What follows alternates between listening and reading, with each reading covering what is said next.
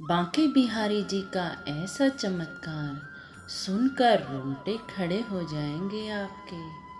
हरे कृष्णा, राधे राधे। आ गई हूँ आप सब लोगों के सामने बांके बिहारी जी का सच्चा चमत्कार लेकर। अगर चैनल पर नए हो तो ज़रूर से सब्सक्राइब कर लेना, क्योंकि मैं आपको रोज ही नए नए चमत्कार सुनाती हूँ।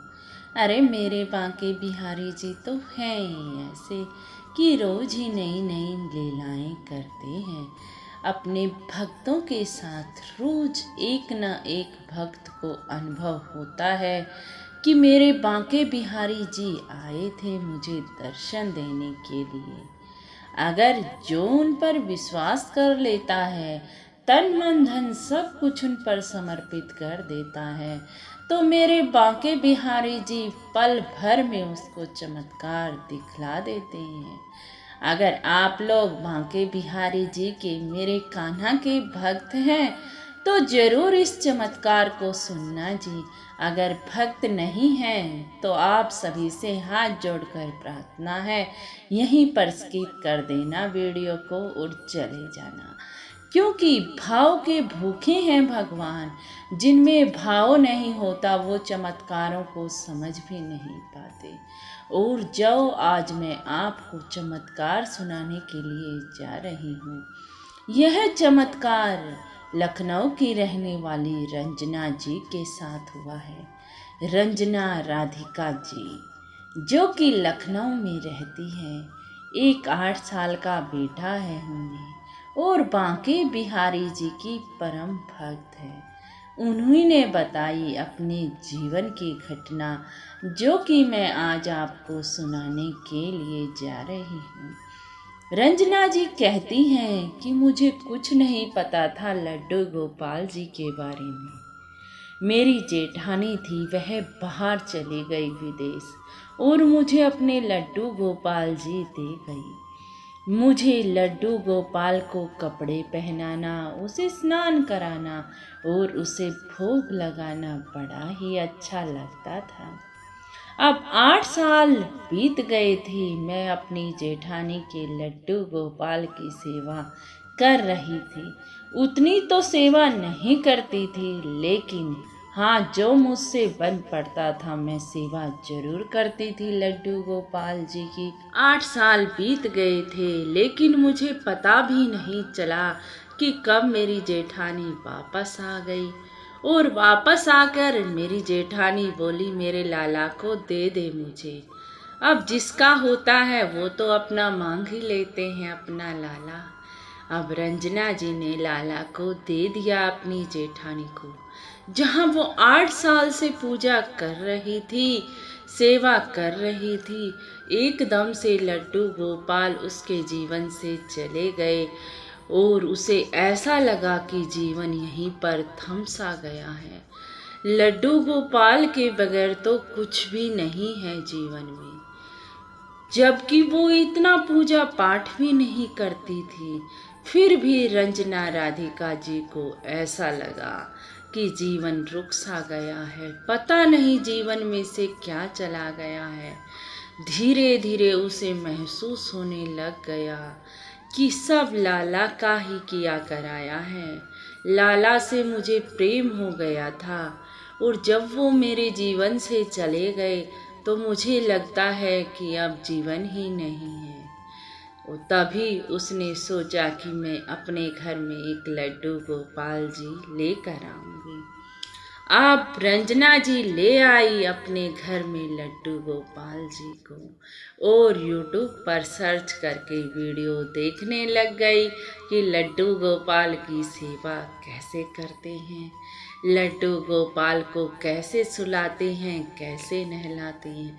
जबकि रंजना जी ने 8 साल तक सेवा की थी, लेकिन उसे कुछ नहीं पता था सेवा के बारे में। जब उसके घर लड्डू गोपाल जी आए तो उसने सारी जानकारी यूट्यूब से हासिल की और अपने लड्डू गोपाल की सेवा करने लग गई। बस रह रह के रंजना जी के मन में यही ख्याल आता था कि कभी मैं भी वृंदावन जाऊंगी। अपने लाला बांके बिहारी जी के दर्शन करने। बस उसने मन में ये ठान ली थी कि अब मुझे वृंदावन जाना है और बांके बिहारी जी के दर्शन करने हैं।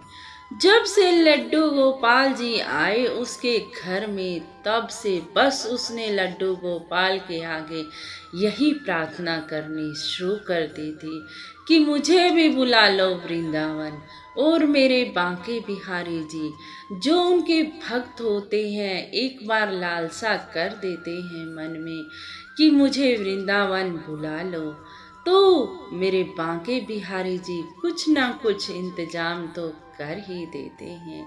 अब काफी समय व्यतीत हो गया था रंजना जी को अपने लड्डू गोपाल की सेवा करते करते। बड़ी खुश थी, बस यही प्रार्थना थी कि एक बार वृंदावन जाके बांके बिहारी जी के दर्शन कर लूं, मन को कुछ शांति मिल जाएगी। इतना मैं बांके बिहारी जी के दर्शन नहीं करूंगी, इतने मन को भी शांति नहीं मिलेगी। अक्सर बांके बिहारी जी के चमत्कारों की वीडियो देखा करती थी। अरे बड़ा विश्वास हो गया था रंजना जी को बांके बिहारी जी पर और उनके चमत्कारों पर, उनकी लीलाओं पर। बस उन्हीं के दर्शन की मन में चाहत थी। एक बार रंजना जी के पिताजी का फोन आया और बोला, बेटी मैं वृंदावन जा रहा हूँ, तू भी चलेगी क्या मेरे साथ। अब रंजना जी की तो खुशी का ठिकाना भी न था। रंजना जी बोली, हाँ पिताजी, मेरी तो बड़ी तमन्ना थी वृंदावन जाने की, बांके बिहारी जी के दर्शन करने की। आज मेरे बांके बिहारी जी ने लीला कर ही दी। अब रंजना जी पहुंच गई अपने मायके अपने बेटे को लेकर, और अपने पिताजी और अपनी बहन और अपने बेटे के साथ चल पड़े। मथुरा की ट्रेन में बैठ गए। अब मथुरा पहुंच गए, लेकिन शरद पूर्णिमा का दिन था उस दिन, और इतनी बारिश हो रही थी, इतनी बारिश हो रही थी कि कुछ भी नहीं दिखाई दे रहा था बारिश पर में। और स्टेशन पर सारे लोग बैठे थे, जमा थे। अब स्टेशन से बार बार पता किया रंजना जी ने कि कोई वृंदावन जाएगा, लेकिन इतनी बारिश थी कोई जाने को तैयार ही न था। अब 2-4 घंटे स्टेशन पर ही रहे। रंजना जी को नहीं पता था कि आज शरद पूर्णिमा का दिन है, क्योंकि वो तो भक्ति में थी ही नहीं। उसे नहीं पता होता था कि किस दिन कौन सा दिन है। अरे मेरे बांके बिहारी जी करते हैं ऐसी लीला कि वो अपने अहम दिन पर ही अपने भक्तों को बुला लेते हैं। अब रंजना जी कोई भी सवारी नहीं मिल रही थी वृंदावन की। अब रंजना जी, उसके पिताजी और उसकी बहन बड़े परेशान हो गए। एक तो बारिश रुकने का नाम भी न ले रही थी। आखिर में रंजना जी के पिताजी बोले कि चलो वापिस ही चलते हैं, क्योंकि वृंदावन तो जा नहीं पाएंगे, यहाँ स्टेशन पर पड़े पड़े क्या करेंगे। अब रंजना जी के दिल में खटक हुई, ए मेरे बांके बिहारी जी, यहाँ तक बुलाया और दर्शन भी ना करवाए आपने, कैसे निष्ठुर हो गए हो। अरे मैंने तो आपके इतने चमत्कार सुने हैं, इतनी लीलाएं सुनी हैं, लेकिन आप तो लीला करते ही नहीं, जो कि इतने निष्ठुर हो गए हो। मैं कब से इंतजार कर रही हूँ वृंदावन जाने का, लेकिन मुझे कोई भी रास्ता नहीं दिख रहा। अब तो पिताजी भी हार मान चुके हैं और सबसे कह रहे हैं कि वापस लौट जाते हैं मथुरा से ही, क्योंकि वृंदावन जाने का तो कोई रास्ता ही नहीं है।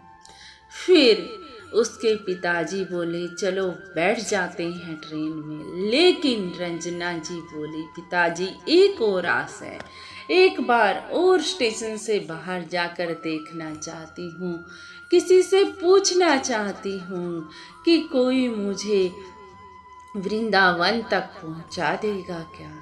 लेकिन जब रंजना जी स्टेशन से बाहर गई तो उसने देखा कि एक बड़ा बुजुर्ग आदमी वैन लेकर खड़ा है। रंजना जी ने उस बुजुर्ग आदमी से पूछा, बाबा वृंदावन जाओगे क्या? हम बड़े परेशान हो गए हैं। अब वह आदमी बोला, हाँ बेटा, मैं वृंदावन जा रहा हूँ, चलो बैठ लो मेरी गाड़ी में। अब रंजना जी की खुशी का तो ठिकाना भी ना रहा। रंजना जी की खुशी इतनी थी कि मैं आपको बता भी नहीं सकती, क्योंकि उसे वृंदावन जाने का रास्ता मिल गया था। बांके बिहारी जी ने उसकी सुन ली थी। अब वह स्टेशन पर गई, अपने पिताजी, अपने लड़के और अपनी बहन को लेकर सीधे गाड़ी में बैठ गई और पहुंच गए वृंदावन। शरद पूर्णिमा के दिन वृंदावन में इतनी भीड़ होती है, क्योंकि उस दिन तो अद्भुत ही दर्शन होते हैं मेरे बांके बिहारी जी के। अद्भुत, जिन्हें अद्भुत कहते हैं, एक बार देख लो तो नजर ही ना हटे बांके बिहारी जी से। अब रंजना जी पहुंच गई। रंजना जी ने प्रसाद लिया। भीड़ इतनी थी कि मुमकिन ना था कि बांके बिहारी जी के दर्शन हो पाएंगे, लेकिन ऐसा लग रहा था, रंजना जी बता रही हैं, कि कोई उनका हाथ पकड़ रखा हो और उन्हें भीड़ को चीरते हुए आगे लेकर जा रहा हो। रंजना जी को पता भी नहीं चला कि कब वो अपने परिवार के साथ बांके बिहारी जी के सामने खड़ी थी।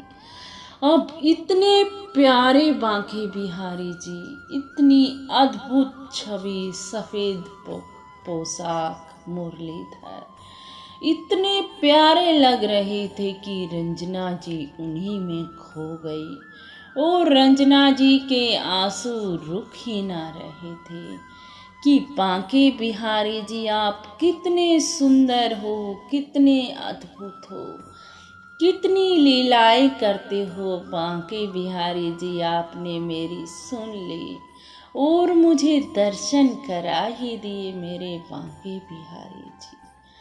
तभी रंजना जी के साथ किया बांके बिहारी जी ने साक्षात चमत्कार। रंजना जी के पास एक बाबा आए और बोले, बेटा अब तो तू बड़ी खुश होगी ना कि तुझे बांके बिहारी जी के दर्शन हो गए। वो बोली, हाँ बाबा, मैं तो बड़ी खुश हूँ कि आज मुझे मेरे बांके बिहारी जी ने मुझे दर्शन दे दिए। वो बोले, बेटी तू दामोदर अष्टक का पाठ किया कर, तेरे जीवन में सब कुछ सही हो जाएगा, तुझे किसी चीज की कोई कमी ना रहेगी। अब रंजना जी से ये सब कहकर बाबा का पता नहीं चला कि बाबा कहाँ चले गए। और रंजना जी बांके बिहारी जी को देख रही थी और रो रही थी कि बांके बिहारी जी आप कैसी कैसी लीला करते हैं, क्या क्या करते हैं बांके बिहारी जी आप। अब रंजना जी ने बांके बिहारी जी के दर्शन किए और घर लौटकर वापस आ गई। रंजना जी वापस आई तो वो ट्रेन में बैठी थी तो मन ही मन सोच रही थी कि बांके बिहारी जी का ही चमत्कार था कि जो हमें ऑटो रिक्शा कुछ भी सवारी न मिल रही थी और तुरंत ही हमने जाने का नाम लिया तो सवारी मिल गई। कैसे कि ये चमत्कार ही था। और मुझे कौन बाबा मिले वो मंदिर में जो कह रहे थे, बेटी अब तो तेरी मन की कामना पूरी हो गई, दामोदर अष्टक का पाठ किया कर। अब रंजना जी के रोंगटे खड़े थे और रंजना जी रो रही थी। रंजना जी को पूर्ण विश्वास हो गया था कि वो साक्षात ही मेरे बांके बिहारी जी थे जो मुझसे मिलने के लिए आए थे। और जो मुझे दामोदर अष्टक की बता कर गए हैं। रंजना जी ने कहा, उसी दिन से मैं दामोदर अष्टक का पाठ करती हूँ और अपने कान्हा अपने लाला की सेवा करती हूँ। आज जीवन में मुझे कोई दुख नहीं है। इतनी कृपा है मेरे बांके बिहारी जी लाल की कि सब सुख में और मंगल में है। अरे आप लोग भी बांके बिहारी जी की कृपा जब समझ पाओगे, जब उन पर पूर्ण विश्वास करोगे। आप जो मुख से निकालोगे मेरे बांके बिहारी जी तो तुरंत तैयार हैं उसे पूर्ण करने के लिए, उसे पूर्ण करने के लिए। बोलो बांके बिहारी लाल की जय हो। बोलो राधे रानी सरकार की जय हो। देखा सुना आपने कि रंजना जी के साथ बांके बिहारी जी ने क्या क्या चमत्कार किए। देखो जी, जब मैंने सुना था मेरे रोंगटे खड़े हो गए थे। मेरा मन कह रहा था रंजना जी के पास जो 2 बार बुजुर्ग आदमी आए वो मेरे साक्षात बांके बिहारी जी ही थे। आपका मन क्या कहता है जी, मुझे ज़रूर बताना और एक बार कमेंट में राधे राधे ज़रूर लिख देना जी। बोल बांके बिहारी लाल की जय हो। राधे रानी सरकार की जय हो। जय जय श्री राधे, जय जय श्री राधे।